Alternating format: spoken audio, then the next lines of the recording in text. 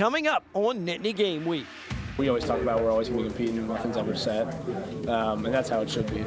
School may be out for the summer. The football team continues the necessary work to meet their goal of a national championship season. The men's lacrosse team extends their season with a solid win over Colgate in the NCAA first round. What they do in the final minutes to help close out the Raiders. And the baseball team takes a mini tour of Pennsylvania to showcase their skills around the Keystone State. It's time for Nittany Game Week.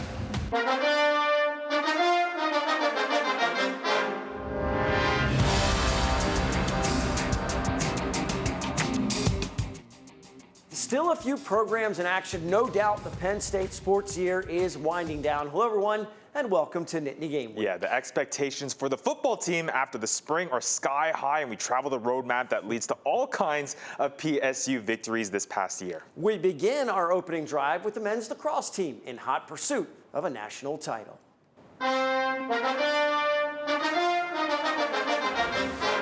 Well, fans are treated to an exciting game at Panzer Stadium. The PSU quickly breaks a 5-5 halftime tie with Colgate early in the third quarter, first round of the NCAA tournament, and in the first possession for their home team, Liam Matthews pushes the Nittany Lions in front. Big day for number 51. Now, you don't often see a long stick firing from long distance. The Raiders' aggressive style hurts them with the keeper defending out of the net. Junior Will Costin lets a rip from his own end. Tremendous accuracy. It's a gamble to leave the net open, a gamble to shoot from that far out. It's his first goal of the year, makes it 7-5. Colgate rallies the tide at 8. Senior attackman Will Peden with some solid work in the middle, back to the net just about. Twist scores the one-hopper in to give Penn State another lead, 9-8. In order to advance deep in the tournament, you need to win faceoffs. Freshman Reed Gills owns his Raiders counterpart, wins 9 in a row at one point, 21 of 28 on the day for Gills. You also need stellar defense. The Nittany Lions force a bunch of turnovers. Ethan Long swings and knocks it loose. Kevin Parnham scoops it up. Nittany Lions fall behind 11-10 and then come up clutch from there. They score the game's final 3 goals. The game winner comes from Matthews, works in close on the right side and finishes. It's his 4th of the game. PSU in front to stay. And then Matt Traynor splits a double team in the final minute to give them some breathing room. The final score is 13-11. Penn State eliminates a tough Colgate squad to advance to the quarterfinals, where they now face Notre Dame. Your system, kind of your philosophical system, you hope that you can just get to this point and tweak versus reorganize what you're doing. So I'm hopeful that our experience through the course of this year's schedule and within the Big Ten is going to help them have a ton of confidence, move quickly throughout the course of each offensive possession, and generate, because we're going to have to generate, multiple scoring opportunities each time down the field. So next up, it's the Fighting Irish in the quarterfinals in Annapolis, Maryland at Navy's Marine Corps Memorial Stadium. Winner earns a spot in the Final Four. On to football with the spring season done and dusted and summer workouts just around the corner. The hype is building for this Penn State football program. A bunch of college football analysts have Penn State in at least the top 3, if not best in the country. For the team, though, it's about proving that's exactly where they belong.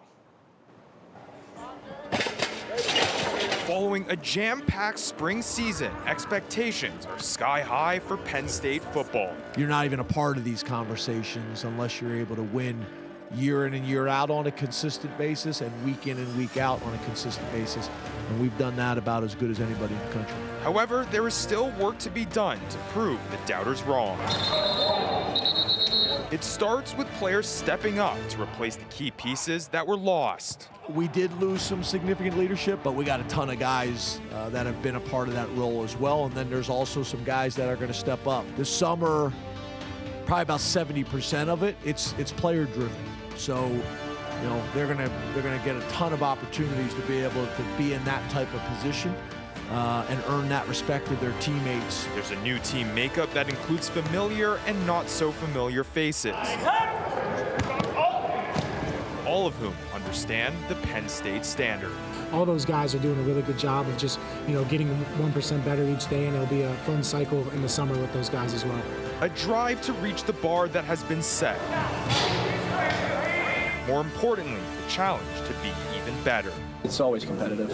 Every year, we always talk about we're always going to be competing, nothing's ever set, and that's how it should be. Ultimately, I was talking about it a little bit earlier, but when you're competing, you're obviously getting the whole room better. So whether it's bringing in new guys, whatever it may be, competing at a high level is important, and it'll always kind of rise the room as a whole. Work that begins in the spring goes through the summer to showcase in the fall. Those guys we think have very, very bright futures. But we're going to need competition throughout the entire room. It's a ton of work that we can still get done, so that'll be important for us moving forward. Yeah, hard work and preparation that they hope will translate into results come this 2025 season. Now, the Nittany Lions will have time to get gel and get into full form with 3 home games to start the season where they will be heavy favorites. Nevada, Florida International University, then Villanova to start the year, then a bye, and then it's showtime. A big-time meeting with Oregon, their first away game the following week when they take on UCLA out west to kick off October football. It's a concept baseball coach Mike Gambino embraces. Take the show on the road for a mini tour of the Keystone State. He's impressed with the talent level in Pennsylvania and is excited to showcase the skills of his Penn State guys in front of home fans across PA. For the final week of the regular season, that means a date with Pitt at PNC Park in Pittsburgh and a matchup with Xavier at FNB Field in Harrisburg. We're going to show you some action from the team's final Big Ten series of the year in Piscataway at Rutgers. Sometimes it's about doing the little things right. Derek Cease has been a spark plug in the final stretch. A perfect sack bunt moves the runners over. And then it's Nate Voss, who breaks for home on contact, initially called out at the plate on the fielder's choice. But a second look at it shows Voss getting the hand on the plate before the tag as the ump comes out and gives the safe call. Later in the same inning, Jack Porter says enough of this small ball, and he launches one to straightaway center over the wall for a 3-run shot. Penn State takes 2 of 3 from the Scarlet Knights. Hey, here's what's ahead for Coach Gambino and the team. Final regular season game Saturday, late afternoon, Medler Field at Lubrano Park, 5:30 p.m. Then it's off to the Big Ten tournament in Omaha that made some noise at the conference tourney last year, advancing all the way to the championship game. A long week of baseball ahead if they can continue to win and last from the 19th through the 25th. Up next, we retrace our steps for our roadmap to victory. So many teams with successful seasons. Which ones take a special journey, including the national championship women's volleyball team? More Nittany Game Week is on the way. Roadmap to Victory is sponsored by the R&R family of companies. Welcome back to Nittany Game Week. The college sports season started 9 months ago. Since then, a bunch of Penn State programs have been on a roadmap to victory. And we've been documenting the journey along the way, starting with an unprecedented football season that results in a trip to the Big Ten Championship, a home playoff game, followed by trips to the Fiesta and Orange Bowls. We retrace the steps for a fun recap of the most interesting journeys for the blue and white.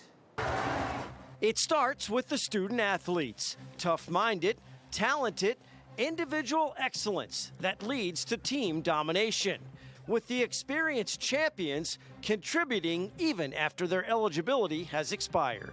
We still have guys like Aaron that's helping out and coach and things like that. So I just feel like when you kind of have that group of guys and that level of experience, it always makes it fun and exciting and things like that. And we have a guy that's a sophomore in the NCAA finals, and our other finalist is a freshman. So that's pretty much tell you kind of where the program's going. We have some young guys that are really making noise, and so I think our coaches are going to keep leading in that direction. One of those young wrestlers is a new NCAA champion, sophomore Mitchell Messenbrink.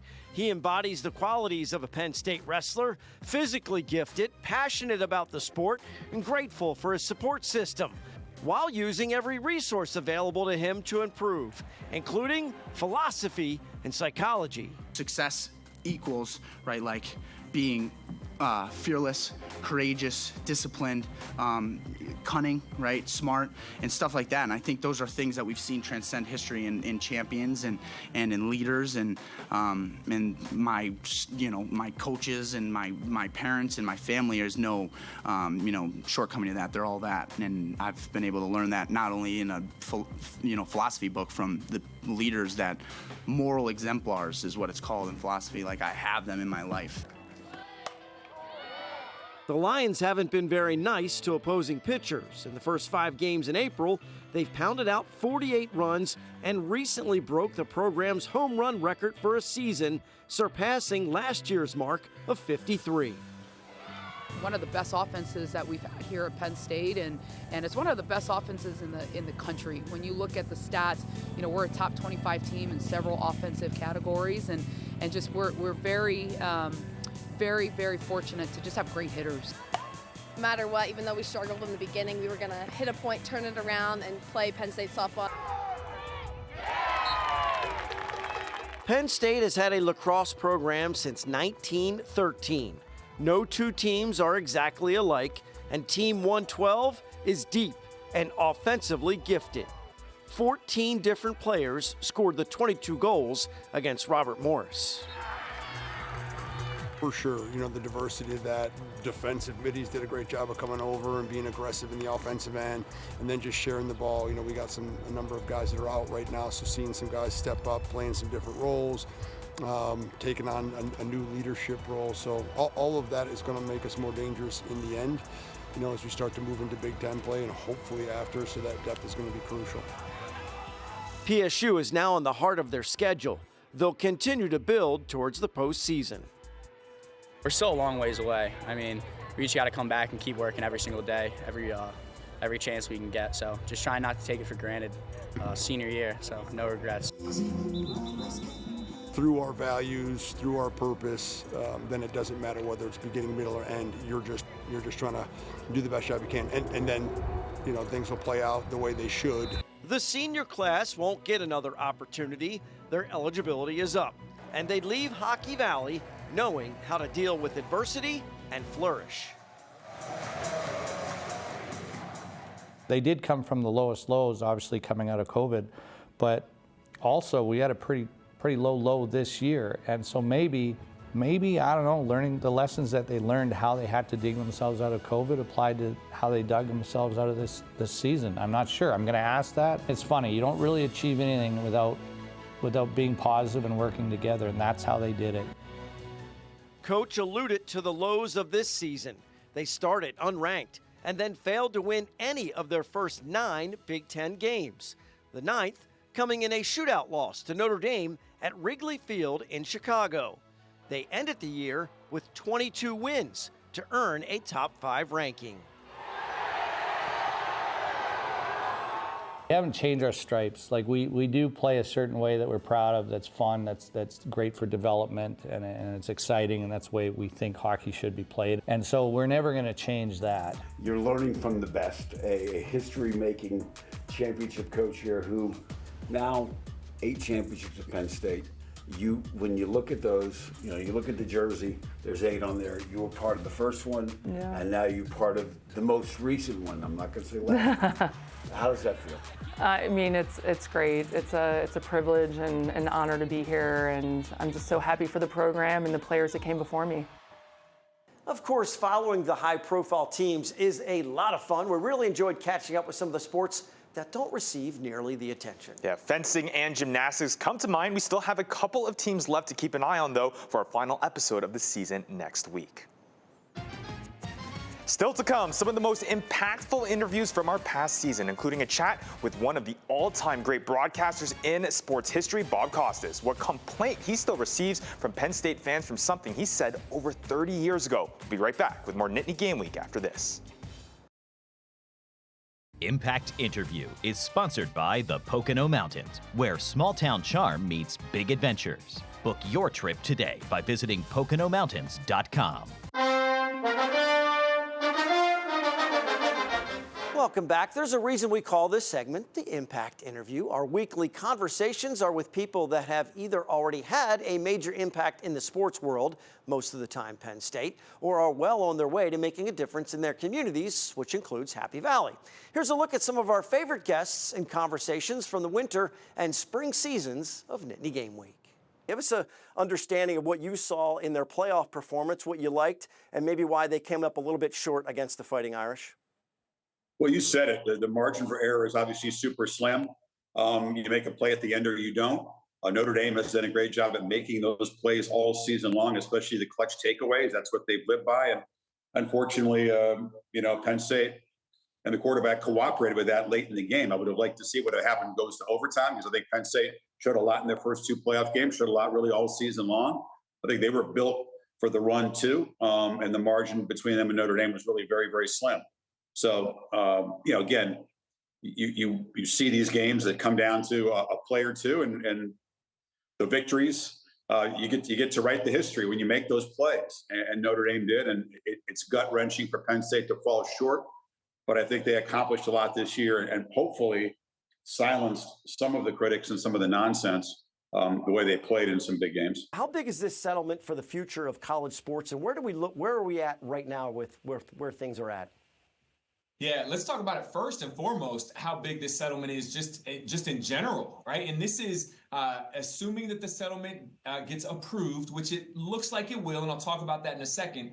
This will be the largest antitrust settlement in U.S. history of any industry, because what we're talking about is $2.8 billion of back pay for those college student athletes from 2016 through 2024. But then also this permissive revenue share going forward, looking at around $20.5 million per school that opts in to this, all the P4s, but also the other schools that opt in for the next 10 years, with escalators ratcheting that number up each year. This is a massive, massive proposed settlement, assuming that it gets approved. I had a desire to major in engineering, and Penn State's engineering was 5th in the country. Football was number 1 in the country, and I had the option to play baseball later in my career there. Tragedy sneaks into your life with your dad's situation. If you can enlighten people what happened there, how did you react to it, and it led to uplifting athletes? Yeah, absolutely. So to kind of revisit that, it was fall of 2002. We were playing Iowa on my way home from practice, get a call from my mom. My dad had been diagnosed with a rare form of cancer. A lot of people knew my dad in the area. He was a winner, he was a fighter. He was a coach at Mechanicsburg High School for the baseball team for 34 years. Had over 400 wins, had more wins than Paterno at the time. We used to joke about that. But he was given this diagnosis that wasn't good. He was given 6 months to live. And it was hard to process what that meant.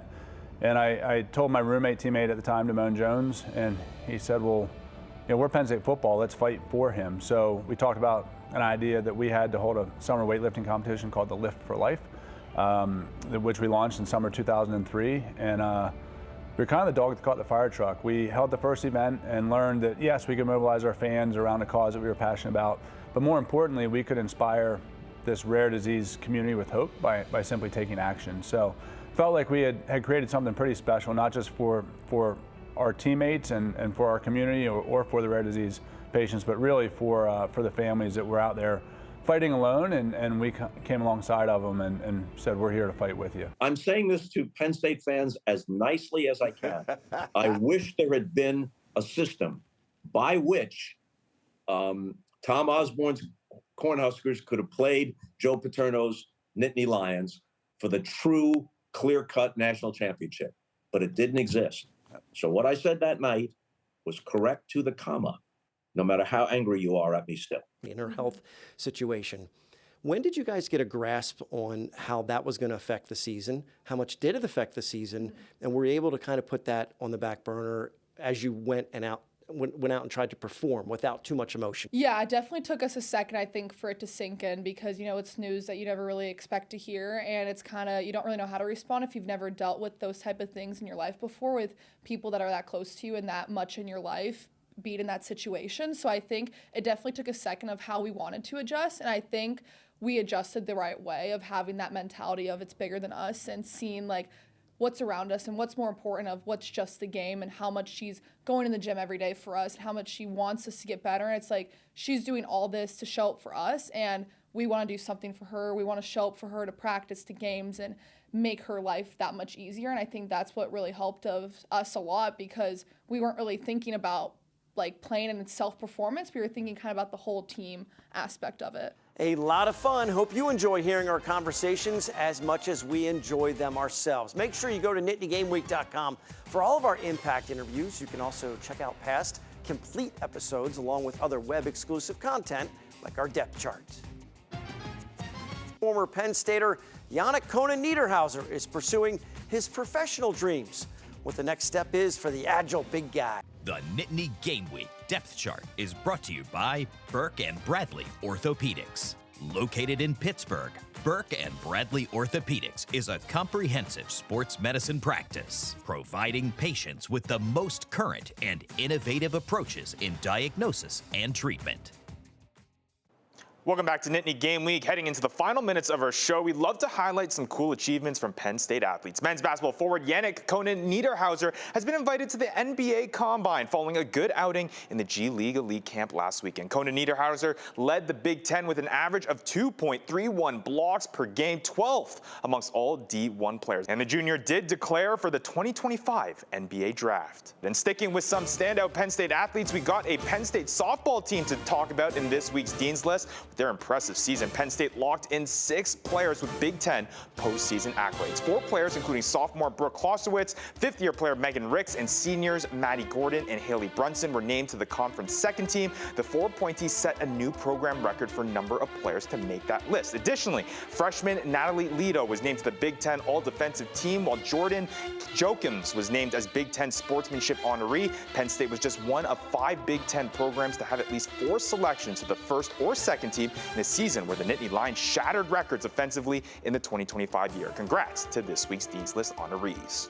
Thank you, Ryan. Don't forget, we bring all Nittany Lions together with our depth chart at NittanyGameWeek.com. We're connecting businesses that support the show with our viewers. The goal is to build a team that keeps our hometowns strong. And we're covering all things Penn State athletics for 40 consecutive weeks. And this is episode 39. So do the math. We have our final show of the college sports year next week.